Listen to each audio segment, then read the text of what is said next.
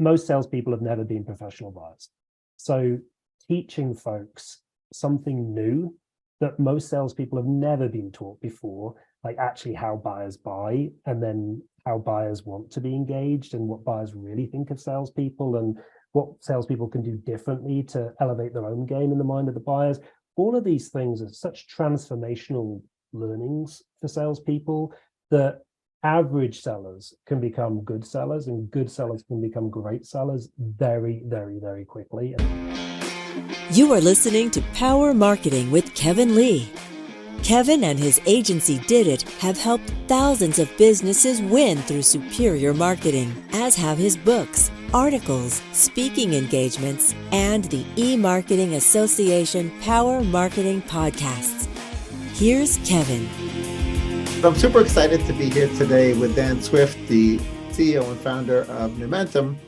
He and I met recently at an Ignite B2B conference in Chicago. So let's start with the origin story and the elevator pitch, Dan. So what was the origin story, and then how has that evolved into the current elevator pitch?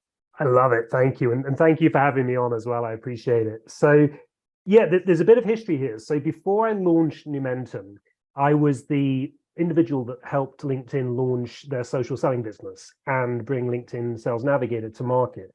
So the origin story is, while I was in that role, I was watching a lot of companies struggle with the adoption of technology and the use of different tools to try and engage the buyer. And I realized, not just with Sales Navigator, but with all of the tools in the tech stack, that was a big challenge. So when I launched what was initially Empire Selling, and we rebranded about 3 weeks ago as Numentum, the goal of the organization was to teach sales teams how to leverage social media and digital tools to sell. And we realized very quickly in this 5-year journey, we've been running as a business now for half a decade, which is amazing. We realized that it wasn't just about getting the tools to be adopted by sellers. It was that actually most salespeople have never actually purchased before. And the research we've done is about 95% of salespeople have never made a corporate purchase before. So we realized, well, from a buyer experience perspective, how can you possibly deliver great buyer experience unless you've actually bought before? So we're teaching sales organizations and employees and companies how to understand the buyer's journey. And that's what we are. To answer your question, we are a buyer experience consultancy. Great. So we met at the Ignite B2B conference in Chicago, and you gave a presentation there, and obviously not everyone was able to attend that might be listening now. So if you had to boil that down to sort of the Reader's Digest version, what was the primary takeaway there? I know you certainly spent quite a lot of time going down a lot of different rabbit holes, but if you had to boil it down, what was the gist of the presentation? Yeah, and that was my goal, to put a sales leader of 20 years, right? That was the goal of B2B marketing, to put me into a situation where you've got a load of marketers in the room. And as that sales leader with that tenure, give marketers some ways, some frameworks to go back to their organizations and to start having real conversations with their sales partners. So the big topics that we talked about, and we went quite deep, as you say, those rabbit holes into them, was vulnerability. We talked a lot about why sales leaders struggle with that, which is a big challenge for organizations to tackle. I threw out some big ones. I don't believe today that sales leaders are efficient at prospecting. I just don't think they are. I think it's been a long time since they've had to do it themselves, and technology and buyers have changed. I don't believe sales leaders know how to leverage LinkedIn effectively, how to use content that the marketing teams are creating, and I just don't think they're comfortable slowing down. So there's so many things that are working against sales and marketing leaders collaborating effectively. And I want to give marketers a way to go back to their sales partners after the event and say, hey, listen, let's talk about this as a topic. Let's talk about this. And have some great feedback that it's actually really helped open the doors to some fantastic internal collaborations. Yeah, actually, I certainly rethought a bunch of things after your talk. And I think I remember you referencing something along the lines of people buying from people, not from companies, right? Yes. And so how is that reflected in your process and your philosophy? Yeah, I mean, we absolutely believe that. Nothing's changed on that topic since the dawn of time, since the first thing was sold to another individual. So for us, we think about it as buyer experience, right? We think about how the interactions at that micro level take place between the salesperson and that buyer. So think about it when the buyer doesn't even know that they're in need of something and the salesperson reaches out. How that salesperson positions themselves to that buyer who was not expecting that call is everything. So we teach a lot about leveraging relationships to get past all of those barriers, right? To get into that buyer's onto that buyer's radar. We think a lot about, and we teach a lot about first impressions. So when that buyer gets introduced, he or she goes to look at that person's profile to determine, is this someone I want to spend any time with? And you've got to win that person over literally in less than a second. So your profile is everything, right? Because our attention spans are limited. And then once we've engaged that buyer, what are those things that you do as a salesperson that no one else does as you take that buyer on that journey to make that buyer not only feel comfortable, but actually really wants to give you the business because of the experience that they've had. And that's a big shift. So yeah, it's all about how the buyer feels about the journey that they're on with you. Yeah, absolutely. And with the shift towards relationships, it seems to some extent not always gel with this concept that a lot of teams have to be about ABM, and it's just all about the list and it's all about the people, and they may look at the sort of social construct of how the people know each other, but they tend to get sort of overly focused on just the list of people, right? Yeah. And not so much on the relationships. So how do you make the teams more efficient then, given the fact that they're given a list of people, right? Typically, but it's almost they may think of it as a numbers game, right? Yeah, and to some degree it is, but we believe now that the world has changed so much so where sales is now about quality over quantity. It really is, and you've gotta slow down. But it is still about the list of companies. It's what you then choose to do with it. And I gave the example at Ignite. You mentioned the event earlier when I said, okay, let's just imagine this example. As a business, you've got, let's say, 1,000 companies that you are interested in having conversations with. Your perfect total addressable market. And I'm simplifying it to make the point. And then there's 4 or 5, let's say 5 personas that you're interested in speaking with across those 1,000 companies. So 5,000 people. Targets, prospects. Let's not call them prospects, they're people, right? Then let's map our own networks and then the collective, what we call relationship capital, to those 5,000 people. And let's see who in my own network or in my company's network or my extended network could introduce me. Now, how you engage with that person is everything. So it might be through a relationship, but it also, let's say you can't leverage relationship and you decide to go and engage with someone's posts on LinkedIn. How you engage with them is how human beings interact with each other. So if you connect and pitch, you're not going to be successful. But if you warm that individual up by engaging with his or her posts in the way that we teach, and then we send a customized connection request and we get into that person's network and then we share some valuable insights. And then after nurturing that new person, we ask for a meeting, right? Those are the little tactical things that if you do right, they're people at the end of the day, and you can engage with them in a very human way. Now, on the ABM front, you're still ABM, but it's what you do with that company and that list and those people that is everything, and that's what we teach. Another area that I'd like to cover is the thing that some sales teams have, which is it seems like they almost come across like they're at a singles bar, like they're always interested in the fresh meat, and they're forgetting that there may be people that they know who are there already that they should be leveraging, if not directly from a sales perspective, but from an introductions perspective, right? And so given that their time is valuable, right, how should they allocate their time across this sort of pursuing the new versus taking the older network and continuing to cultivate it? Yeah, I could be careful with my analogies here because it's been a long time since I've been on the dating scene. But let's keep this PG. In terms of the approach and the people that you're interested in speaking with, your best way to those folks are through people who have bought from you, right? Or people who have bought from the company, your biggest advocates. So where companies fail and where salespeople fail is it's the knee-jerk reaction, like pick up the phone immediately before thinking about doing anything else, which would be that let's go and find that new person in the bar, let's just talk at them. And no one likes to be talked at, and it's in my personal space now, kind of back off.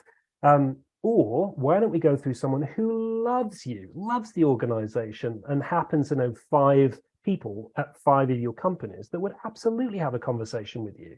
That's what we're trying to get people to think differently about. Slow down. Let's look for a warm path. Let's look to socially engage if we have to go direct, and we haven't got time to get into that on this call, but there's a way to do that, to engage someone so they would want to respond and would want to have a conversation with you. So let's treat people as humans. Let's just stop calling them prospects. Let's engage with them as human beings. Absolutely. Well, there's a huge difference, right, between a new salesperson and their digital Rolodex and a seasoned salesperson and their connections. So it would seem like if you're going to work through the, where do we have overlap, and it's the junior person, how do they best make use of their time? Is it the connections that their colleagues have as opposed to their own connections? It's 2 things happening in conjunction. So number one is you have to start somewhere. So that new salesperson has to start building their network out in a very thoughtful but programmatic way. So very simply, very tactically, connect every single day with every single person on LinkedIn with whom you have a meaningful business or personal interaction.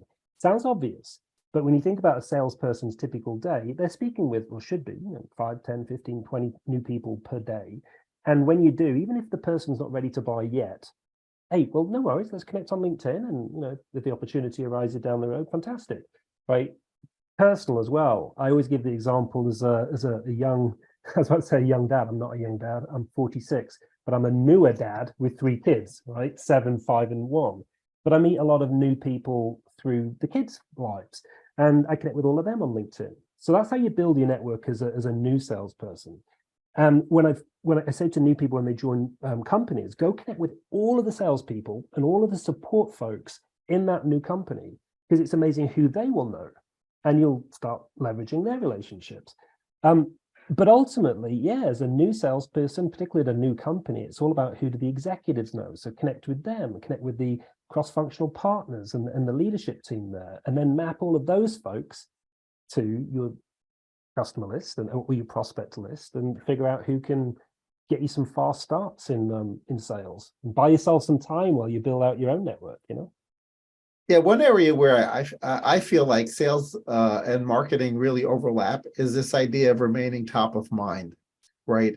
And so because you never, unless when the person finally feels that point of pain, if you're not top of mind at that instant in time, you may lose the opportunity. And your idea of like connecting on LinkedIn with everybody is great, because it increases your odds, right, of being top of mind at the time that they finally feel the pain, which could be 3 years later, right? And so folks who forget to post anything or never interact on LinkedIn, I think the big missed opportunity for them is they weren't top of mind, right? Yeah. The person will have forgotten that you solved these problems for them, right? And they'll go a different direction. And not just connecting, right? Because the algorithm has changed so much where just connecting isn't enough anymore. It's like you said, it's posting to stay front of mind. But just because you post, you still only go into a subset of your total network. So it's how you post, what you post, and how you engage with other people's posts. So that's how we've been able to build Numentum as an organization. It's all through staying front of mind, leveraging relationships. And when someone thinks to themselves, oh, I'm going through a pandemic, I've got a virtual workforce, what do I do? Or my revenue is slowed, what do I do? Or I've got all of this tech, what do I do? The first person that a lot of companies are calling is myself or one of my team, who are doing exactly the same as well. So we don't do much outbound marketing. Well, not true. We do, but our outbound marketing is what I've just described. we're the brand, what we're posting and how we're building our network is the brand, but we're not spending tons of money on any money on paid advertising or anything like that. So, yeah, I mean, it's a powerful, LinkedIn is a powerful tool, and it doesn't necessarily require that you dump ad dollars on top. No, if you're willing to put the effort. the lifting in. Yes, there it is. Yes. Absolutely. Well, one thing that I hear B2B sales teams and marketing teams struggling with is that in times of economic contraction or recession, that the sales cycle seems to lengthen, right? People just want to kick the can down the road. They're like, oh, I can't really do this right now. And how do you recommend that the sales teams sort of deal with the lengthening sales cycle? Great question. It depends on where the slowing down is taking place. So I would hope it's not the salesperson individually that's looking at this. I hope it would be the organization as a whole that's looking at what's happening and where things are slowing. And then if there's some commonality, for example, across the sales organization, and maybe, for example, it is we're having the first meetings, but we're not getting that second meeting. And when we're asking for the folks to come to the table from the consensus purchase, and maybe that's not happening. But let's look at why. And it could quite simply be that the first meeting wasn't compelling enough, right, to get folks to want to come back. Or maybe it was that the person that you spoke with didn't do a good enough job at selling on your behalf what the value of the solution is to help the business pain that they have. So tactically, there's the way that Numentum helps in all of these micro moments where we believe after a first meeting, you should send a video message to the person that you met with a packet of content with all the relevant assets. And the video message walks them through the packet of content, but it's delivered that the person can then forward that video message to the 6 to 10, 20, however many people are going to be involved on that side, and educate them on what the business could do to help that company fix the pain, solve the pain, make the pain go away. And that will get all the people wanting to come back to have that second meeting. So there's a way to look at where are things slowing, and then the micro moments. So what are the things we need to deploy tactically to not make this period of time stretch out. Let's actually shrink that time and get these sales cycles going faster, despite being in a recession. Yeah, you mentioned that follow-up video message potentially getting forwarded to a large group potentially internally, which brings up, perfect segue into my next question, which is this idea, maybe 15, 20 years ago, that there was the decision maker, right? Which was this one individual who had ultimate power to be able to, like, if you sold that individual, you were closed, right? And increasingly, decisions are made by committees, especially if the solution impacts more than one department or, more than one group. And everyone there wants to be a hero, right? But at the same time, you might have folks in that group who have veto power, right, on stopping something. Even though they, on the org chart, it looks like they're pretty far away from what used to look like the decision maker. So how should sales teams adapt their strategies to understand that dynamic, that sort of group or committee-based decision-making process? Yeah, long gone are the days of an individual taking all the risk, him or herself, right, to bring some sort of tech or platform in. And it's been years since. I think corporate executive board, geeking out for a moment, is 6 to 10 people 5 years ago. I think it was Forrester who said more recently it's up to 20. Now, we've done our own research and we believe it's actually near, for the enterprise sell, it's probably nearer 30 people. And you think about the roles that folks play in that purchase, you said it, there's going to be detractors. We have a thing called the consensus pyramid, right? Right at the top of the food chain is ultimately someone who's going to, I shouldn't say the food chain, but ultimately someone at the top of that pyramid who's going to sign. Then there's the folks in and around that person. Then you've got procurement, you've got legal, you've got all of those other functional areas. Then you've got the business, and you've got the economic buyer, the champions, the coaches. I mean, when you start looking at this across the board, there's so many folks. And there's tools out there. Obviously, I'm a big advocate for Sales Navigator, but you can put into a consensus pyramid the likely people who will be involved. then guess what? You can map your total relationship capital of the organization to those likely personas. And then you can really figure out what are my best paths in. And then you can execute on those best paths. And before you know it, you're speaking to, let's say, 10 of those 30 people. And then you can validate your consensus pyramid, you can validate your assumptions and your hypotheses, and then you can fill in the gaps and replace the names, and candidly normally get told this is all correct. But Johnny, who's been here for 20 years, who's a director, but really, he's really the CRO, he's going to make the decision. Thank you very much. But you're not going to get to that point, right, until you've done all the things I've just described. So yeah, sales teams have got to put a lot more level of effort in, but slow down to speed up. Don't just pick up the phone, map it out, and then deploy it in a Numentum way. Well, I used to always think about creating a single internal champion, right, who will sort of steward your path through an organization as you sell. But the reality now, it seems like, is you may have to have multiple internal champions to make it through the morass, especially if you're selling against somebody else, right? And because one likes to think that you're the only person at the table, and that may not be true. It is so true. I mean, we're still selling ourselves. I'm the CEO of the company. I'm still selling myself. I still run my sales cycles. And you'll have a champion within the business. You'll have a champion within legal. You'll have a champion within sourcing. You'll have all over the map. And but to your earlier point, you'll have detractors. And there's some folks, they're not detractors just because they don't want to see you be successful.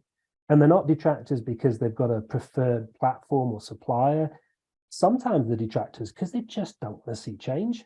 They're just happy showing up for work, doing the 9 to 5, getting out of there.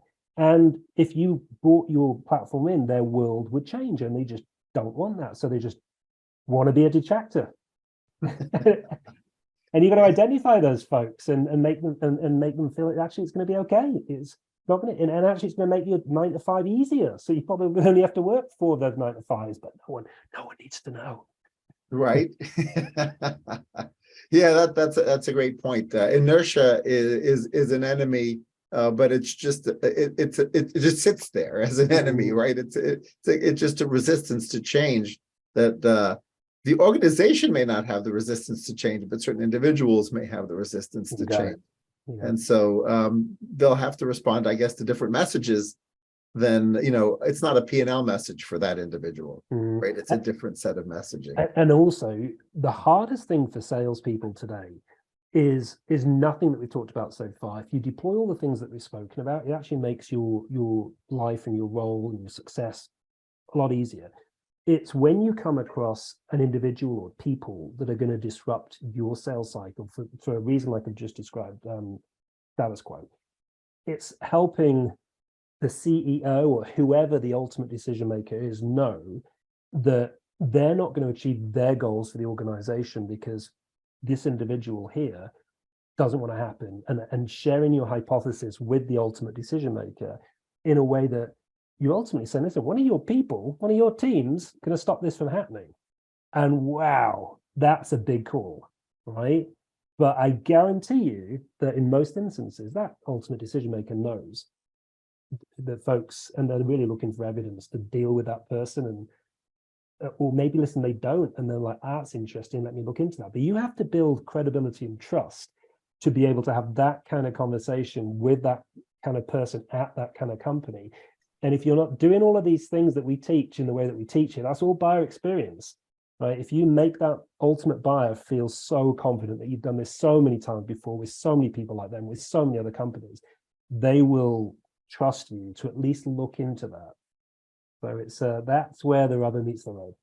Yeah, I think I can almost hear in my head though some of my salespeople who've worked for me in the past being fearful that even if they have a good relationship with the senior person, and there are in fact folks internally who are just resistant to change, they certainly don't want it to get out that they were sort of thrown under the bus, right?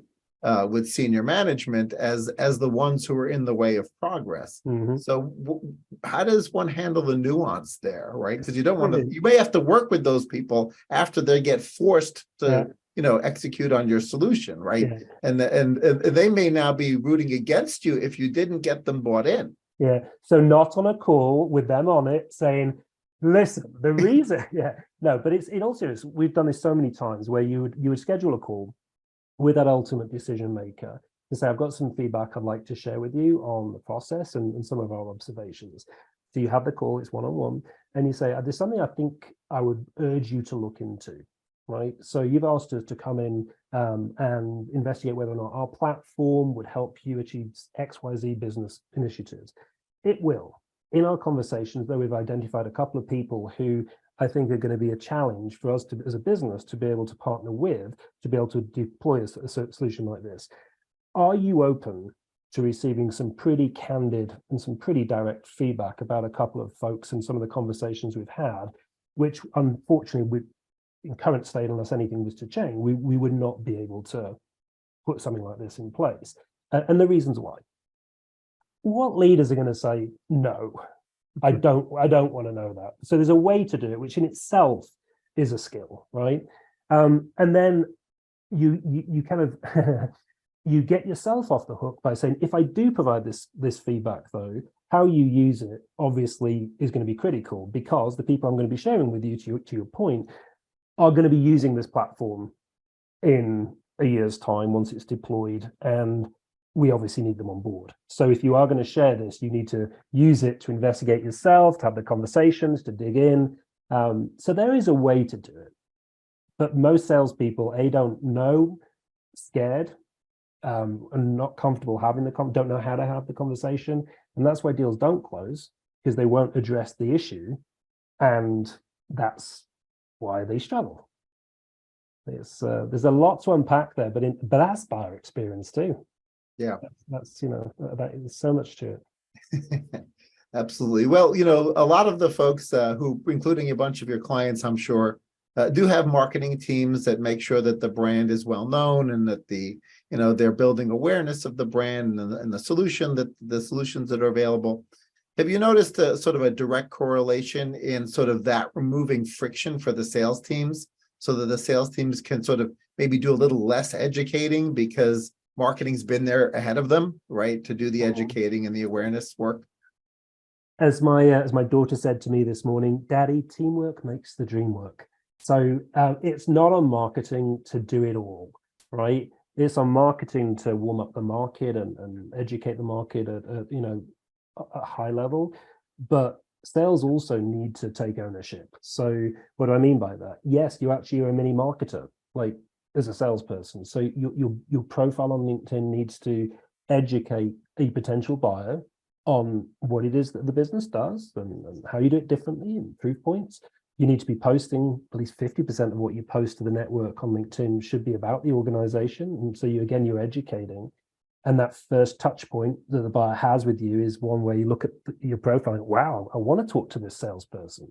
So yes, absolutely, the marketing function needs to do what marketing is known for, but the sales team now need to step up and take a lot of that that thought leadership and that content and own it. Educate the buyers that you're responsible for selling to. Let's own it on that micro level. And again, guess what? Buyer experience. Well, it's certainly early days with AI in sort of the selling environment. Any early thoughts or feedback on where AI will fit into let's say, the salesperson's life, and then conversely, the prospect? No, the person. Yeah. We won't call them a prospect anymore. Thank you. The human who receives messages which may have been augmented by AI or informed by AI. I love that. Yeah, thank you. The human being, what a concept. The salesperson engaging with a human. Wait, one human being engaging with another human being on a human level? Yeah, right. Unbelievable. Salesperson and prospect. So yes, the AI side of things. I mean, listen, it's early days, like you say. 100% going to play a huge impact in the way that buyers and sellers engage. I think we're already seeing it, right, with the way in which AI is being used to craft these personalized messages. And I used air quotes if the video is not included in the podcast there for personalized. But I think it's also in terms of AI is already used to, and you can use it to look across an individual's profile to gauge on the words that they've selected to put into their profiles, what kind of persona, like what kind of human being are they? What drives them? How do you engage them? What kind of language would you use? So that's already in place. I don't think we're anywhere close to a point where saying AI is going to replace the salesperson. God, no. No. At least not for enterprise selling. But it's going to play a pivotal role. And anyone who says right now at this moment in time, AI is going to do X, Y, and Z by these dates, too early, way too early. But get curious, learn about it, play around on ChatGPT.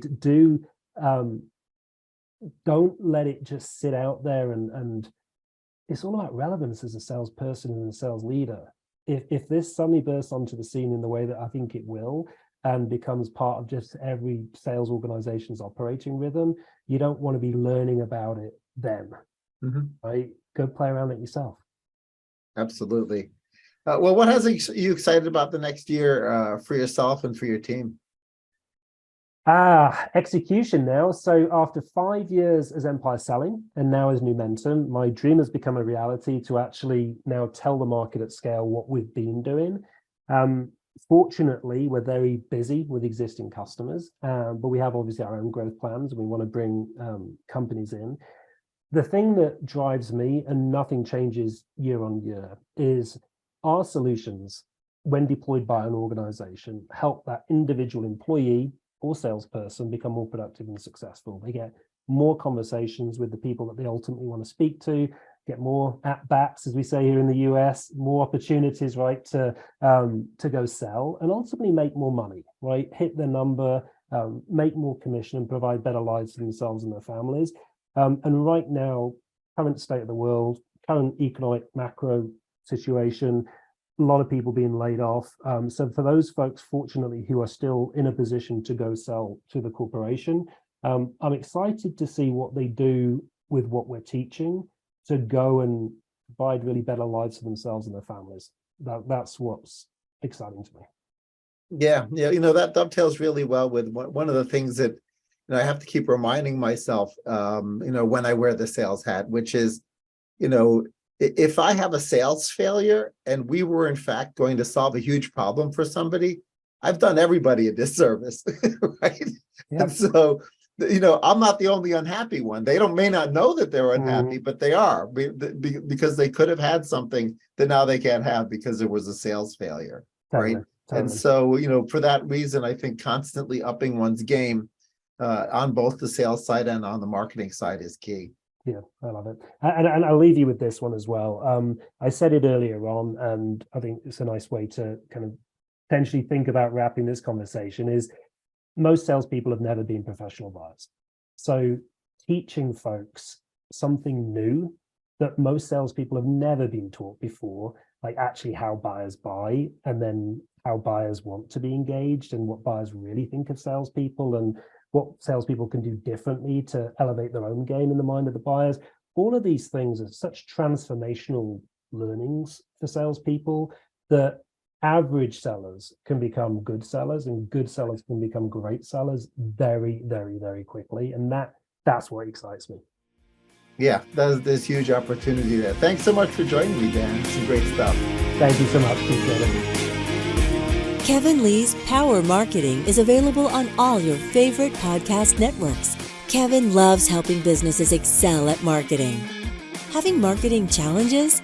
Just like Santa in the Miracle on 34th Street, if Kevin can't help you, he'll know someone who can. Find him on LinkedIn, subscribe, or follow.